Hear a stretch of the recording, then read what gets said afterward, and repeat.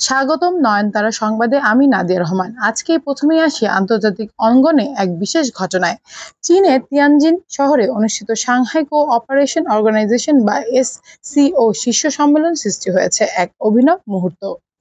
বিশ্ব রাজনীতির দুই প্রভাবশালী নেতা ভারতের প্রধানমন্ত্রী নরেন্দ্র মোদী এবং রাশিয়ার প্রেসিডেন্ট ভ্লাদিমির পুতিন সাধারণ প্রোটোকল ভেঙে একই গাড়িতে চড়ে উপস্থিত হন দ্বিপাক্ষিক বৈঠকে।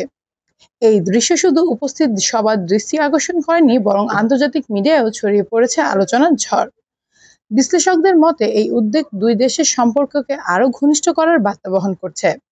একই সঙ্গে বিশ্বের রাজনীতিতে তাদের কৌশলগত অবস্থান যে ধীরে হচ্ছে, তারও এক প্রতীকী প্রকাশ ঘটল তিয়ানজিনের এই সম্মেলনে।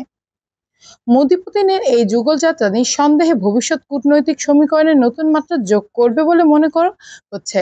এটাই ছিল আন্তর্জাতিক পরিসরে অন্যতম আলোচিত সংবাদ। আমি নাদিয়া রহমান, নয়নতারার সংবাদ। সাথেই থাকুন।